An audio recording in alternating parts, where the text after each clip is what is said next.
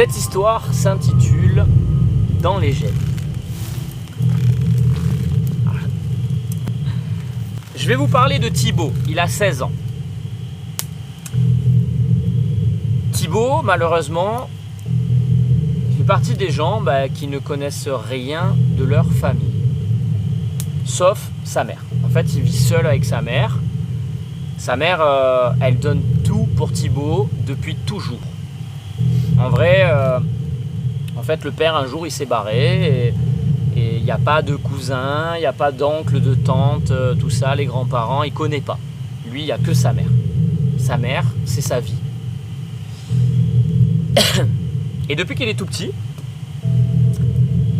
en fait, Thibaut, naturellement, il demande à sa mère, oui, c'est mon père et ma famille, et pourquoi les autres, ils ont des cousins, pourquoi moi, j'en ai pas, est-ce que j'aurai des cousins un jour, tu sais, les trucs d'enfants, tu vois. Et puis, Thibaut, il grandit, il comprend petit à petit, sans trop comprendre. Thibaut, il a 16 ans. Et sa mère lui en dit un peu plus sur son père. Écoute, ton père, il était plombier. Et du jour au lendemain, il est parti sans donner de nouvelles. Il est allé au travail. Et voilà. Elle lui dit, écoute, t'as 16 ans, maintenant tu peux comprendre, Thibaut. Hein. Tu sais, des fois, les gens, ils se trompent.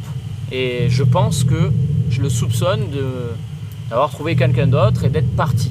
Voilà. Je suis désolé.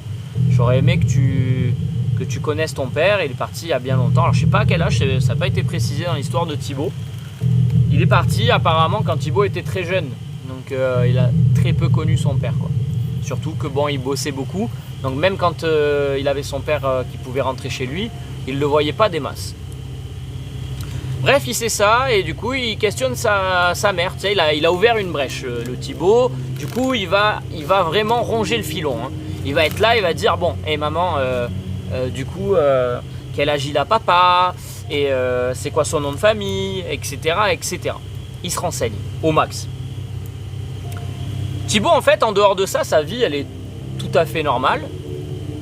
Il va à l'école, il a des bonnes notes en plus, il est cool, c'est un mec cool.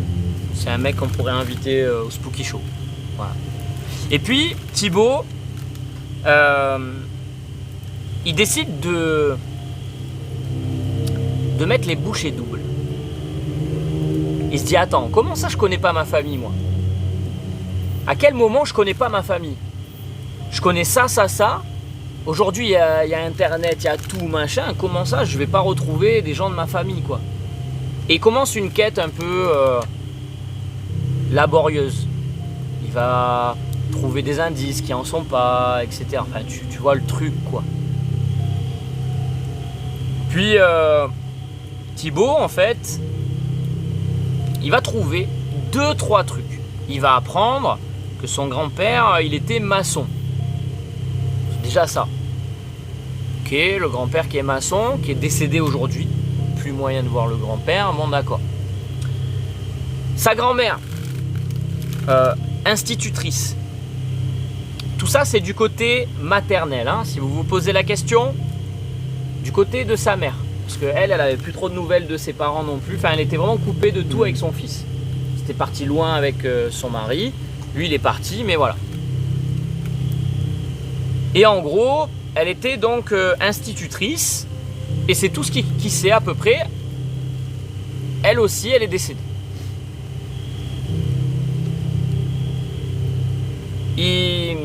Il se dit, bon, ça maintenant, tu sais, il essaye de faire son arbre généalogique. Tu vois, il a fait un dessin dans sa chambre, il essaye de tracer, mettre tous les infos et tout ça. Il se dit, bon, maintenant, il faut que je cherche du côté des parents de mon père, quoi. Ça y est, j'ai les parents, tu vois, il a écrit Thibaut, après il a écrit donc le nom de son père, non, là, nous, on l'a pas. Il a écrit le nom de son père, le nom de sa mère, on l'a pas non plus. Donc sa mère, son père, Thibaut en dessous, et il se dit, attends, mais les parents de ma mère, tac, il a fait ses propres. Mais il y a encore trop de vide autour de son arbre généalogique, et il dit, je vais essayer de trouver du côté de mon père. Et il trouve quasi rien sur internet, tout ça. Il cherche de réseau en réseau, tu sais, il va fouiner sur Instagram, sur Facebook, il va fouiner avec les noms de famille et tout. Il va se faire des petites suppositions avec des gens qui ont à peu près qui ont le même nom de famille et qui ont à peu près un lien avec.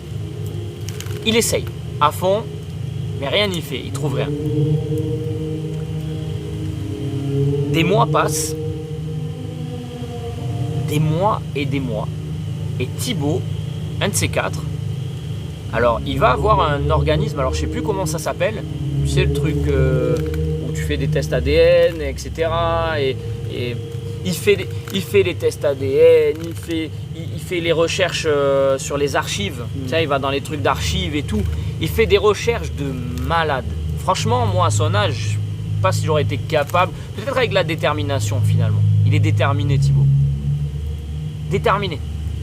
Et là, il est sur une piste. Il creuse. Mais ça fait des mois qu'il est dessus. Il trouve pas grand chose et là, il a un petit truc quoi. Et cette fois-ci, donc il trouve un truc sur son grand-père. Parce que son nom de famille était rapporté, etc. Et c'était dans un autre pays, etc. Mais il a trouvé. Et surtout qu'il a eu de la chance de trouver, et c'est son grand-père qui va faire le lien. Parce que son grand-père, il était vendeur de voitures, et il avait une concession qui était vraiment, vraiment insane. Donc du coup, tout le monde connaissait. Et c'est grâce à l'entreprise de son grand-père, du coup, qu'il va un petit peu pouvoir grappiller les informations. Thibaut, il connaît ses grands-parents maternels. Apparemment, sa mère n'avait pas eu ni de frère ni de sœur. Il continue à chercher, il ne sait pas trop si son père il a eu des frères et des sœurs. Il trouve son grand-père, donc il gratte et tout ça. Et là, il trouve que son père il a eu un frère, un grand frère. Trop bien. En fait, son grand frère, son père, il était dentiste. Il a que cette info. Et il vivait au même endroit que le grand-père et tout ça. Alors grand-père qui est décédé aussi. L'oncle on ne sait pas. Il n'a pas de nouvelles. Il n'arrive pas à le joindre. Peut-être quelqu'un qui est sur liste rouge, je ne sais pas. Mais en tout cas il n'arrive pas à le joindre. Il trouve rien du tout. Il apprend aussi, du coup en grappillant avec son grand-père, il apprend aussi que sa grand-mère, elle était docteur. Sa grand-mère, elle était docteur à l'hôpital. Elle a fait pas mal de formations, etc. Du coup, il trouve pas mal de trucs comme ça. Des formations pour se perfectionner quand tu es dans un corps de métier. C'est, tu vois, à l'hôpital en plus pour aller faire ce truc-là ou ce truc-là. Enfin, voilà. J'en sais pas plus, mais voilà. Il a trouvé pas mal de papiers sur sa grand-mère et tout ça. Et du coup, il s'est dit, attends, l'oncle, le grand-père, la grand-mère, il essaye de... Ouais, la concession, elle était là. Du coup, il a pris une carte, il a mis à peu près un tracé. Il s'est dit, bon, la plupart des gens, en moyenne, ils bossent à 50 km de chez eux. Donc, il a fait un tracé. Vraiment, il a fait un truc d'expert, tu vois. Sa chambre, c'était devenu vraiment le QG de recherche. C'était abusé. Tu rentrais, tu avais des cartes avec des fils et tout. Truc de fou, quoi. Le Thibaut... C'est expert Manhattan. Ah, c'est l'expert Thibaut, ouais, c'est ça. C'est exactement ça. L'expert Thibaut. Et là, le Thibaut, bah du coup, il va finir par trouver quelque chose. Et pas des moindres. Il va trouver où habiter son père quand il était petit. Au moment où ses grands-parents étaient en vie et qu'ils l'ont élevé lui avec son grand frère. La maison de famille, quoi. Thibaut, là, tu sais cette petite ampoule là qui vient là, ping. Thibaut, il se dit, mais attends, faut que je retrouve cette baraque, faut que j'y aille. Là, au moment où je vous parle, du coup, au tout début, Thibaut, il avait 16 piges. Là, il doit avoir pas loin des 17 piges. Hein. Ça fait bien un an qu'il est à fond dessus. Il dit à sa mère, maman, écoute, je sais que c'est quelque chose, mais il faut que je prenne un billet pour aller là-bas. Alors, je sais pas c'est dans quel pays, mais c'est dans un autre pays du sien. peux pas vous donner ces infos-là, je les ai pas. Mais en tout cas, il va changer de pays et il prend, je sais plus, il prend le train. Alors, il prend un bus. Voilà ça. Il prend un bus, il prend un train et ensuite, une fois qu'il arrive dans le pays, il reprend un bus. Voilà, c'est dans cet ordre-là. Et le bus le dépose à un endroit pas trop loin de l'adresse de l'ancienne baraque. Il est hypé comme jamais. Parce que souvent, ces baraques-là, elles sont transmises de génération en génération. Il a quand même un tout petit espoir que cette baraque a été transmise à son père et que son père soit revenu à ses sources au moment où il s'est barré. Peu importe s'il a refait sa famille, il veut juste voir le visage de son père, juste pour voir ce que ça fait, juste pour la sensation de regarder son père dans les yeux. Tu sais, j'existe. Il est déterminé, comme jamais. Il a une pêche incroyable. Il marche à une vitesse. Il arpente les rues. Chaque pâté de maison qui passe, c'est genre, pour lui, c'est se rapprocher de la vérité. Et là, il passe une première maison. Il sait qu'il n'est pas loin. Une deuxième maison. Puis là, il passe une maison qui est un peu délabrée. Une troisième, une quatrième, etc. Il arrive au bout et il dit mais c'est laquelle? Il cherche bien, etc. Il regarde les boîtes aux lettres. Et puis là, il y a une boîte aux lettres qui attire son attention. Il frotte un peu dessus, elle est un peu pourrie, toute délabrée et tout. Et il y a une moitié d'étiquette et il peut reconnaître le début du nom de famille. Il se dit c'est là. Il lève la tête. Et c'était la maison délabrée devant laquelle il est passé juste avant. Thibaut, il a juste, tu sais, ce moment de déception qui est très court parce que tout de suite, il y a quelque chose qui vient bousculer ses idées. C'est juste une idée, une seule. Il veut rentrer à l'intérieur, coûte que coûte. Qui est personne, qui est quelqu'un, il s'en foutait, il voulait rentrer à l'intérieur. Pourquoi on ne sait pas, mais il voulait rentrer. Il se dit attends, c'est là. Et en fait, il s'avère que cette maison était restée abandonnée depuis le décès des parents, des grands-parents de Thibaut. Il avance dans le jardin, il essaye de se faire discret pour pas éveiller les soupçons, les voisins et tout ça. Et là, il essaye d'ouvrir une porte de derrière. Il force et tout, il se dit elle est un peu bloquée ou quoi, il met un peu des coups d'épaule dedans et tout, elle bouge pas. Il souffle un coup, il fait le tour, il essaye une autre porte. Une porte qui devait donner peut-être sur la cuisine ou un truc comme ça. Il force pareil et tout, elle s'ouvre pas. Il dit bon bah tant pis, je vais à la porte d'entrée. Il va à la porte d'entrée, il met la main sur la poignée, il pousse, elle s'ouvre pas.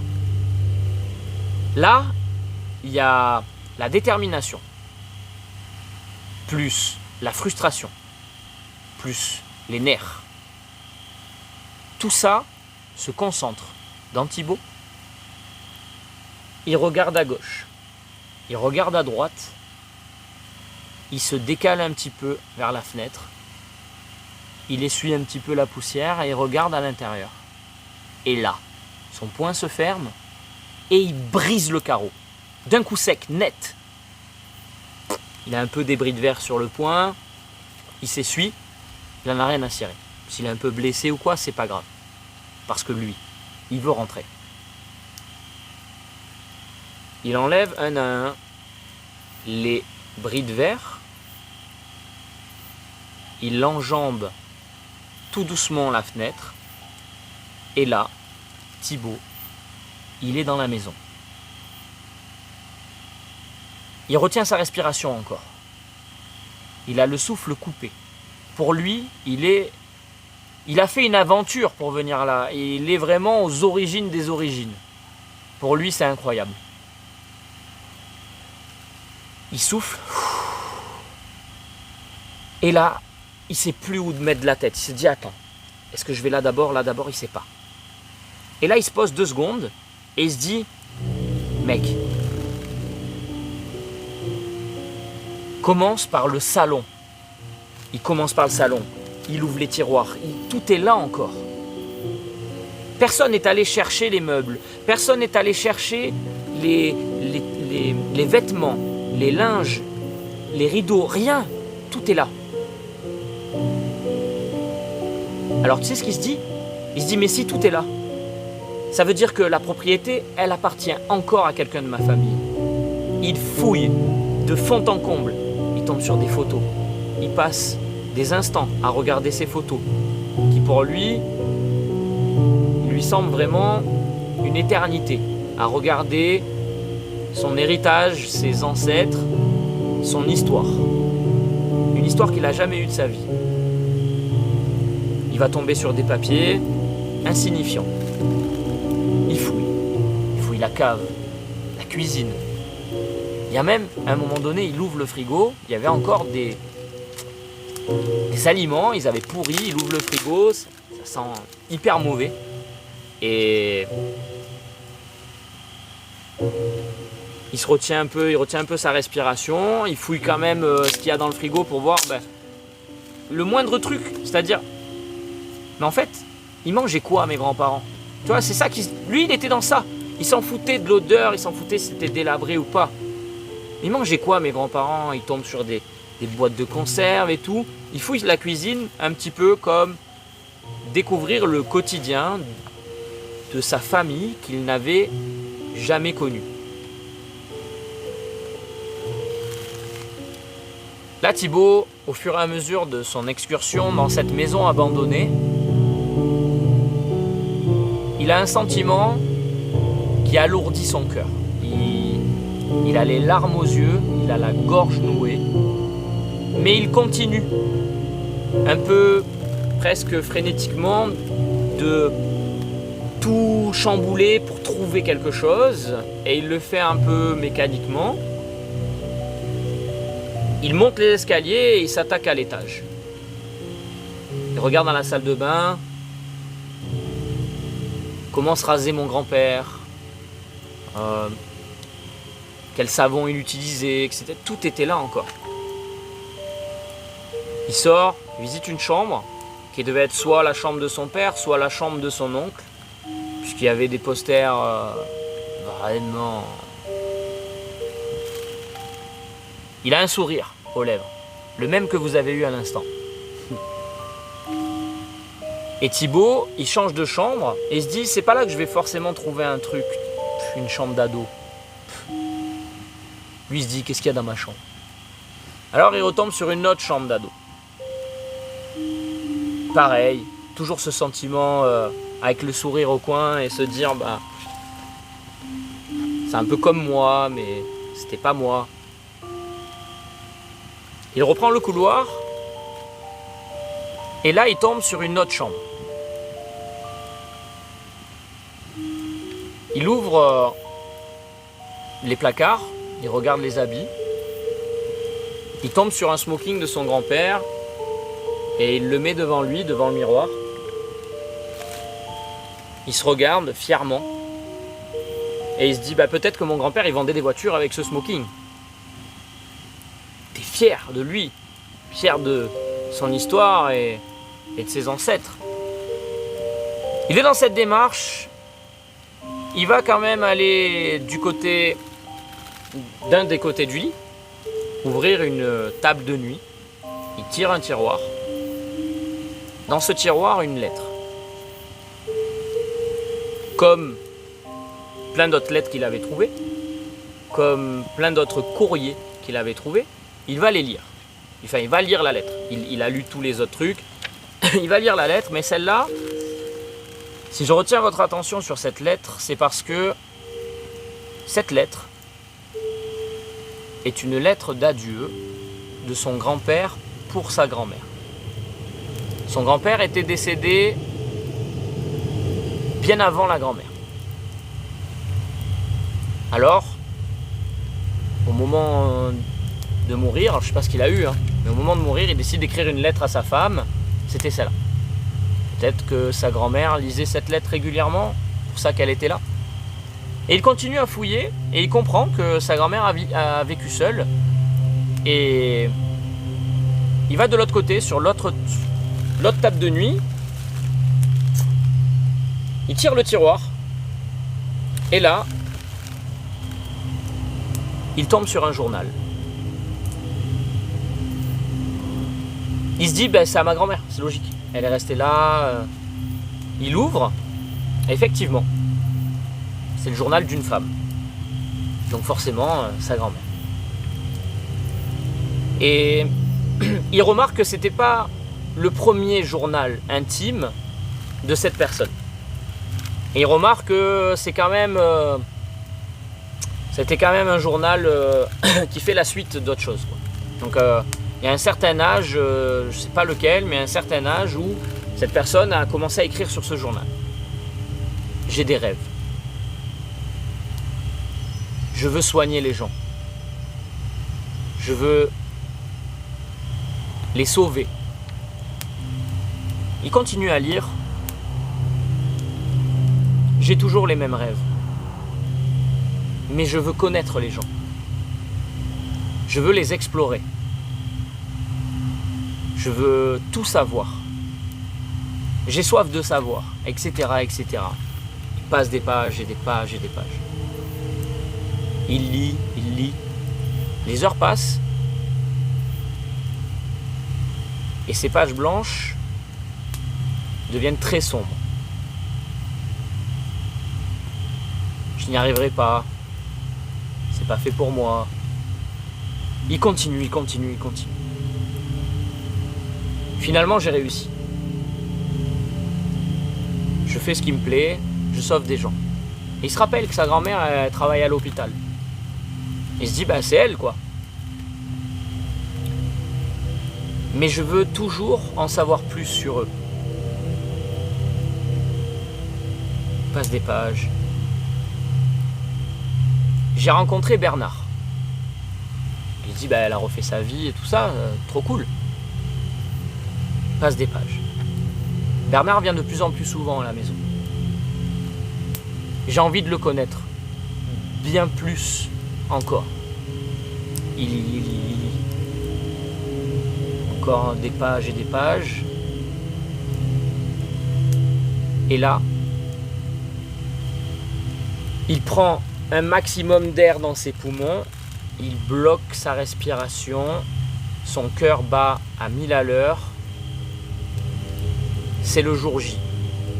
C'est le jour où je vais en savoir plus sur Bernard. Il s'est endormi. Pas tout seul. Je l'ai bien aidé. Alors, je vais commencer à l'ouvrir de haut en bas. Puis la page, elle est chiffonnée, un peu mal écrite. Ça y est, c'est fait. Quel soulagement. Je sais ce qu'il a au fond de lui. J'ai beaucoup aimé apprendre à connaître Bernard.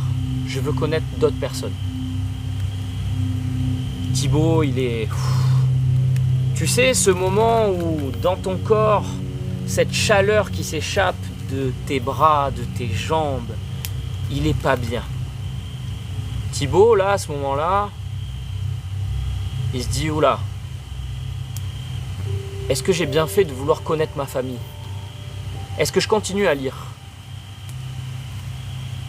T'aurais fait quoi à sa place? Bien sûr qu'il a continué. Thibaut continue à lire les histoires glauques de sa grand-mère.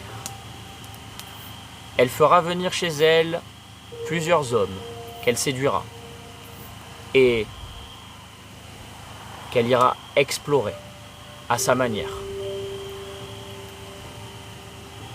Et puis à un moment donné du journal, Thibaut il tombe sur un truc et à partir de là, cette sensation elle est partie plutôt bien et plutôt même en symbiose avec les écrits de sa grand-mère. Il se sent super bien de lire ces choses-là. Eh bien, j'avais bien fait de garder un petit peu de Bernard avec moi. Aujourd'hui, j'ai sauvé une petite fille. Alors je fais tout ce qui me plaît. Aujourd'hui, je suis comblé. Même si mon mari n'est plus là, je suis comblé, plus que jamais. Je sauve les gens et j'apprends à les connaître. Vraiment. Des histoires où elle ira récolter tel ou tel organe sur tel ou tel homme qui viendra chez elle, et etc. Elle se débarrassera du reste, et ainsi de suite. Thibaut n'a plus peur. Thibaut, étrangement, il est connecté, il comprend sa grand-mère. En fait, au fil du journal, il a appris à connaître sa grand-mère. Il finit le journal. Il se dit peut-être qu'il y en a d'autres puisqu'il n'y a pas vraiment de fin à ce journal. Il reviendra, sûrement. Il sort de la maison. La nuit était déjà tombée. Il a à peu près une dizaine d'appels en absence de sa mère. Il l'appelle. Sa mère est un peu en panique. Ouais, qu'est-ce qui t'arrive et tout. Tout va bien maman, tout va bien. Je rentre à la maison. Il rentre chez lui. Bus, train, bus, maison. Mon chéri alors, t'as pu trouver des réponses, t'as trouvé ce que tu voulais? Oui maman, ne t'inquiète pas. Dis-moi un peu plus, c'est tout. Pas grand-chose maman. Je sais qu'ils ont existé. Mais merci de m'avoir permis de faire ça et tout ça. Et puis Thibaut, il continue à vivre sa vie. Il avait donc 16 ans, bientôt 17, il passera ses 17, 18, 19, etc. etc. Thibaut, hyper intéressé. Il ira faire des grandes études. Aujourd'hui, Thibaut a 46 ans, il vit seul et il est chirurgien.